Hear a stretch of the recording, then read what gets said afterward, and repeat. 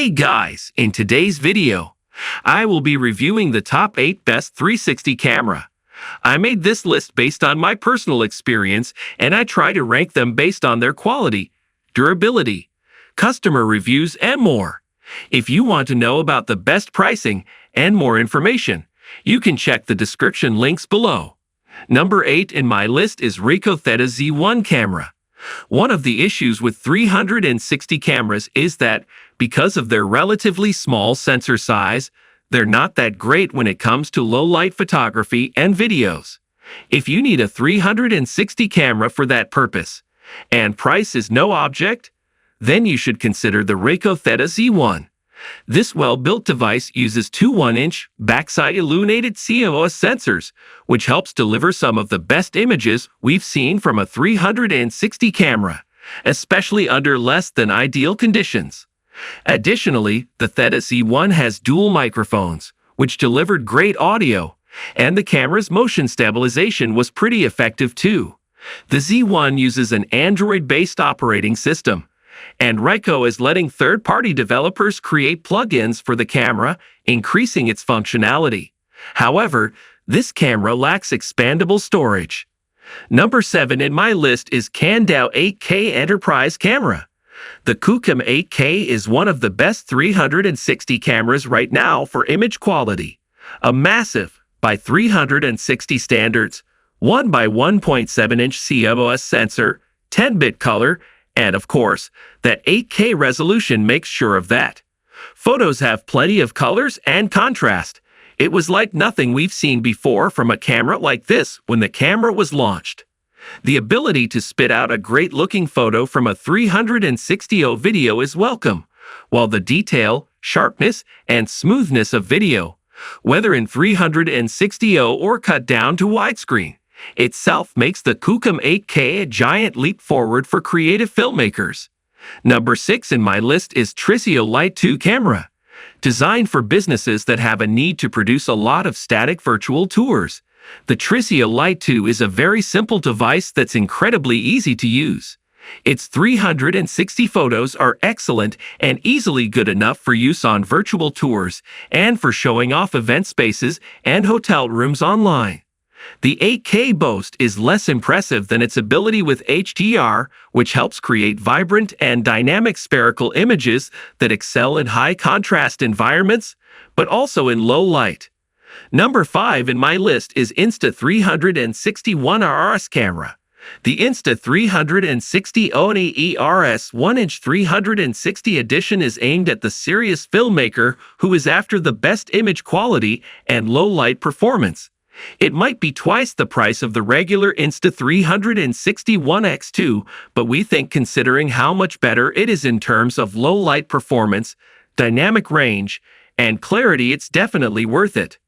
As we noted in our hands-on review, it feels very well made, uses a 6-gyro flow state stabilization for super smooth video, and has a touchscreen which is great for previewing footage, but not so easy to use if you have big hands. It's considerably cheaper than the Ricoh Theta Z1 and offers a big step up in quality, so perfect for those needing really professional-looking content. Number 4 in my list is GoPro Max camera. There's no denying that my colleague who reviewed this 360-degree action camera was impressed, rightly given the fact it harks from 2019 and remains an impressive piece of hardware.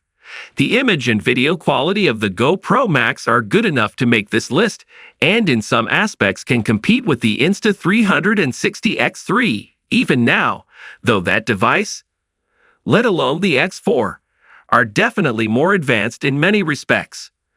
GoPro fans, however, can still enjoy the swath of intuitive features that mean pretty much anyone can get loads out of it, even if they have little interest in 360-degree imaging. GoPro have also gone to a good deal of effort to create an editing app to allow easy, shoot first, frame later editing, but it relies on keyframing rather than automated subject tracking. Number 3 in my list is Insta360 X3 camera. The Insta360 X3 was the ultimate immersive and versatile video camera until the X4 came out, trumping the X3's 5.7K capture with 8K. Nevertheless, the camera still captures everything around you, enabling you to create 3D VR content easily or use its software-based reframing tools to edit your scenes as regular flat video, where you can track subjects, create panning shots, and basically point the camera where you like after you've shot your video, albeit at slightly lower resolution. For most quick action shots and things you throw onto social, you will likely find the extra resolution isn't essential, while the lower price of this now older model is appealing, and it's still newer and more powerful than the GoPro Max. Number 2 in my list is Ricoh Theta X camera. I've got to be clear straight away. This is very much a niche choice, but 360-degree photography serves niches, and virtual tours is an important one. Whether the Ricoh Theta X is going to appeal to you will depend on what kind of content creator you are. If you're looking at this 360 degrees camera as an alternative to an action camera like the Insta360 X series, then bear in mind that its image stabilization just isn't as good. Vloggers should also look at the Theta X with suspicion purely because you can't use an external microphone with it. So who is the Theta X actually for? It's for people who need to shoot a virtual tours fast. It can be placed on a monopod with tripod feet in its automated HDR mode and capture a 62-megapixel image, which can be placed into a tool like Matterport to create a virtual tour, handy for realtors. Number 1 in my list is KanDao Qoo 3 camera. I'm still working on our full review, but this simplistic-looking 360-degree camera is very appealing because of its price.